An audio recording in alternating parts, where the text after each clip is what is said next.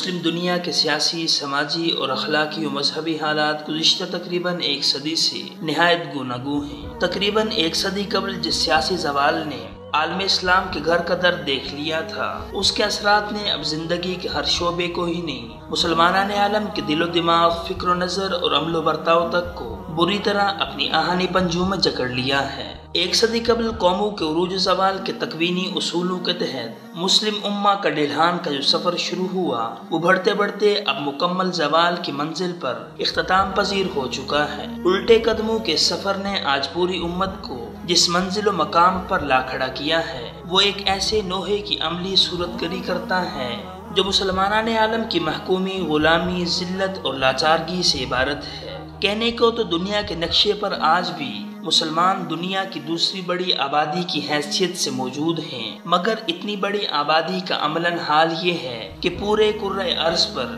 بطور قوم ان سے زیادہ مسائل و مصائب کے شکار، بے وقت و بے حیثیت اور اپنے فیصلوں کے لیے بھی دوسروں کی دست نگر کوئی دوسری قوم نہیں ہے۔ استعمار نے سب سے پہلے امت کے شیرازے کو توڑا بکھیرا اور ٹکڑوں میں تقسیم کر دیا۔ اس کے بعد ان ٹکڑوں کو مختلف عنوانات سے آپس میں لڑا دیا اور ان کے درمیان اختلافات کے ایسے سدا بہار بیج بو دیے کہ ان کی فصل اب تک کٹتی آ رہی ہے۔ اس کے ساتھ ساتھ آپس میں خلیج کو برابر قائم رکھنے کے لیے مستقل منصوبہ بندی بھی روبہ عمل ہے، جس کے تحت یہ کوشش بھی پوری پلاننگ کے ساتھ جاری ہے کہ مسلم امہ کے ان چھوٹے چھوٹے وطنی ٹکڑوں میں اتحاد و اتفاق کی کوئی صورت بھی کسی طرح نہ پنپ سکے۔ دیکھا جائے تو سوویت یونین کے ساتھ طویل سرد جنگ میں فاتحانہ انداز میں ابھرنے کے بعد سے عالم اسلام کے خلاف ریشہ دوانیوں کی سربراہی اور سرپرستی امریکہ نے اپنے ہاتھوں میں لے لی ہے۔ گو امریکہ پوری دنیا کو اپنی مٹھی میں رکھنے کے لیے تمام اقوام و ممالک کو دبائے رکھنے کی پالیسیاں اپنائے ہوئے ہے، اور دنیا کی کوئی قوم ایسی نہیں ہے جسے تابع فرمان رکھنے کے لیے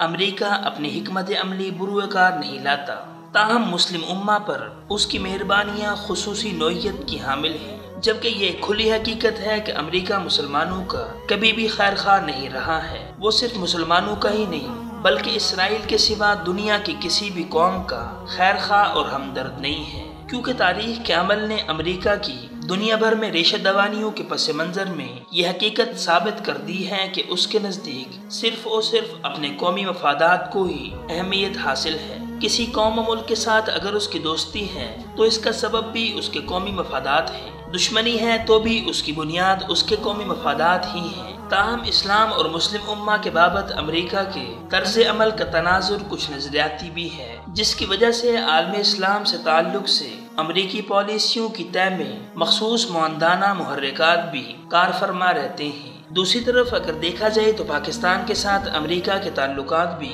اسی منفی رویے کے زیر اثر ہیں جو مجموعی طور پر عالم اسلام کے بارے میں امریکہ اختیار کیے ہوئے ہیں۔ وہی مفادات کی ساجھے داری اور مفاد نکلنے پر عداوت و دشمنی اور کشیدگی۔ یقیناً اس تناظر میں یہ کہنا بے جانا ہوگا کہ بھارت کے ساتھ امریکہ کی بڑھتی قربتیں بھی دراصل پاکستان کا گھیرا تنگ کرنے کے مقصد سے وابستہ ہیں۔ لیکن امریکہ کو اب یاد رکھنا ہوگا کہ افغانستان میں اس کے مفادات بھارت کو پہلو میں رکھنے سے کبھی حاصل نہیں ہو سکتے۔ اسے اعتدال اور توازن کا راستہ اختیار کرنا ہوگا، کیونکہ اس کے بغیر دنیا میں امن کا خواب شرمندہ تعبیر نہیں ہو سکتا۔ مزید یہ کہ خلیجی ممالک کو بھی جوش و جذبات کو ایک طرف رکھ کر اپنے مسائل کا حل آپس میں مل بیٹھ کر ہی تلاش کرنا ہوگا، کیونکہ امریکہ کو درمیان میں لانے سے مسائل حل ہونے کی بجائے مزید لا ینحل ہوتے چلے جائیں گے، جس کا منہ بولتا ثبوت افغانستان، عراق، شام، کشمیر اور فلسطین کے حالات ہیں۔